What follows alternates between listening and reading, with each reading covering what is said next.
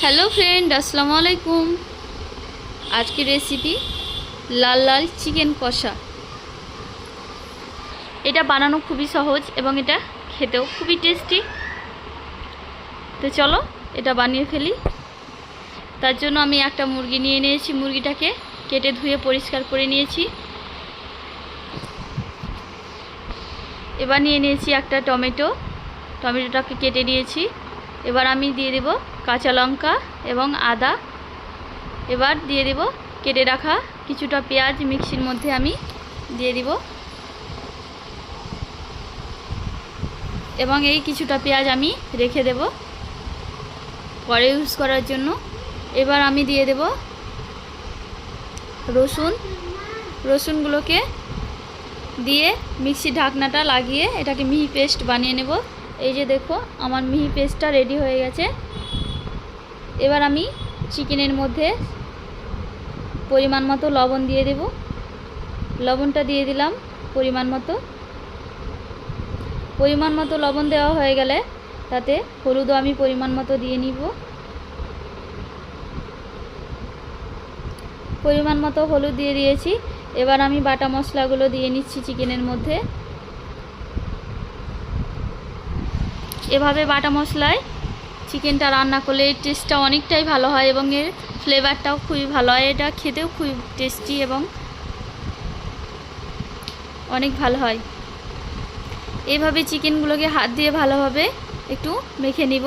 এটা যতটা মাখানো ভালো হবে, ম্যারিনেশনটা যত ভালো হবে, রান্নাটাও ততই ভালো হবে এবং এটা খেতেও খুবই ভালো লাগবে। এভাবে মেখে নিয়েছি। এবার আমি দিয়ে দেব ভাজা জিরে গুঁড়ো। পরিমাণ মতো ভাজা জিরে গুঁড়ো দিয়ে দিলাম।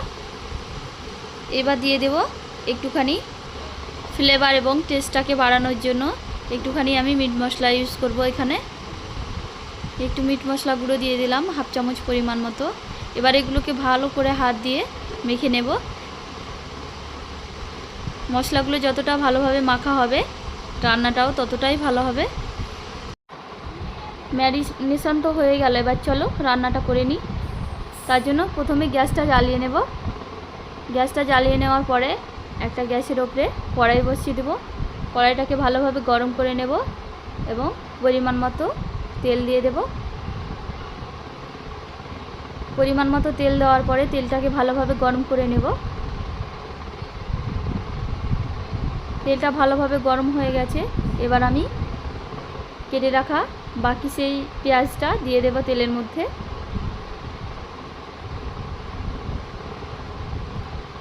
আমার ভিডিওগুলো ভালো লাগলে তোমরা লাইক করে দিও। আমার চ্যানেলে তোমরা নতুন যারা, আমার চ্যানেলটাকে সাবস্ক্রাইব করে দিও, বেল আইকনটা ক্লিক করে দিও যেন আমার রেসিপিগুলো তোমাদের কাছে পৌঁছে যায় এবং আমার পুরো ভিডিওটা দেখার অনুরোধ রইল। পেঁয়াজগুলো দিয়ে ভালোভাবে নাড়িয়ে নিলাম এবং এটাকে ভালোভাবে একটু লালচে হালকা কালার হয়ে আসলে তাতে আমি কাশ্মীরি লাল লঙ্কার গুঁড়ো দিয়ে দেব। লাল লঙ্কার গুঁড়োটা দেওয়াতে এর টেস্টটা ভালো হয়, কালারটাও ভালো হয় এবং ফ্লেভারটাও ভালো হয়, তার জন্য এটা দিয়ে দিলাম। এবার এটাকে ভালোভাবে নেড়ে মাখিয়ে নেব। এটা ভালোভাবে নেড়ে মাখানো হয়ে গেছে।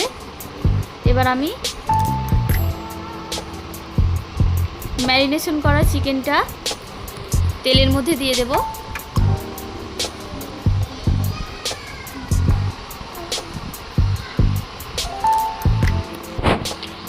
মুরগিটা আমি স্কিন সহ নিয়েছি, কারণ স্কিন সহ মুরগি খেতে আমাদের খুবই ভালো লাগে। তার জন্য তোমরা চাইলে স্কিন বাদ দিয়েও নিতে পারো। চিকেনগুলোকে আমি এভাবে ভালোভাবে নেড়ে মাখিয়ে নিব। এটাকে ভালোভাবে একটু নাড়াচাড়া করে মাখিয়ে নিলে এটা রান্নাটা খুবই ভালো হয়। এভাবে খানিকক্ষণ আমি নাড়াচাড়া করে মাখিয়ে নিয়েছি। এবার ঢাকনা দিয়ে কিছুক্ষণ রান্না করে নেব। কিছুক্ষণ পর ঢাকনাটা তুলে আবারও নাড়িয়ে দেব। এইভাবে চিকেনগুলোকে আমি ভালোভাবে নাড়াচাড়া করে কিছুক্ষণ পর পর কষিয়ে নেব।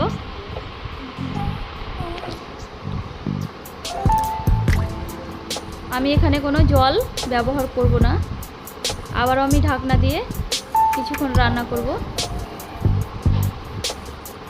রান্নাটা আমার হতে থাক, ততক্ষণ আমি একটু ধনেপাতা নিয়ে নিয়েছি। ধনেপাতাটাকে ধুয়ে পরিষ্কার করে নিয়েছি। এবার এগুলোকে কুচি কুচি করে এভাবে কেটে নিচ্ছি। ধনেপাতাটা কুচি কুচি করে কেটে নিব। এবার আমি কড়াইয়ের ঢাকনাটা তুলে আবার ওইটাকে একটু নাড়িয়ে একটু কষিয়ে নেব। এভাবে নাড়িয়ে একটু একটু পর পর কষালে এটা টেস্টি হয় অনেকটা এবং এটা খেতেও ভালো লাগে।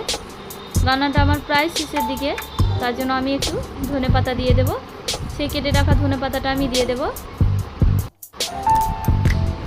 ধনেপাতাটা দিলে এর ফ্লেভারটা খুবই ভালো হয় এবং এটা অনেকটা টেস্টি হয়, তার জন্য আমি দিয়ে দিলাম। তোমরা চাইলে দিতেও পারো, আবার না থাকলে এটা স্কিপ করতে পারো।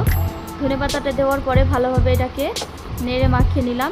এবার আমি এখানে গরম মশলা গুঁড়ো পরিমাণ মতো একটু দিয়ে দেব। এটা বেশি দিলে আবার ভালো লাগে না, তার জন্য হালকা পরিমাণে দিলেই হবে।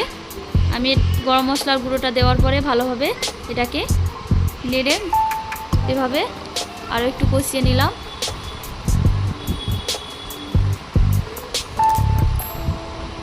এইভাবে যদি তোমরা চিকেনে রান্না করো তাহলে চিকেনটা অনেকটা টেস্টি হয় এবং খেতেও খুবই ভালো লাগে।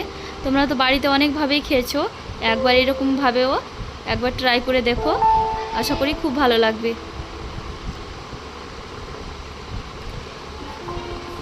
চিকেনটা আমার রান্না হয়ে গেছে। এবার আমি কড়াইটা গ্যাসের উপর থেকে নামিয়ে নেব। এটা রুটি, পরোটা, ফ্রায়েড রাইস সব কিছুরই সঙ্গে খেতে ভালো লাগে। তোমরা যেটা পছন্দ করো সেটা তার সঙ্গে খেয়ে নিও। আমরা গরম গরম ভাতের সঙ্গে লাল লাল চিকেন কষা খেয়ে নিব। তোমাদের কার কেমন লাগে চিকেন কষা রেসিপি অবশ্যই কমেন্টে বলে যেও। উত্তরের অপেক্ষায় রইলাম।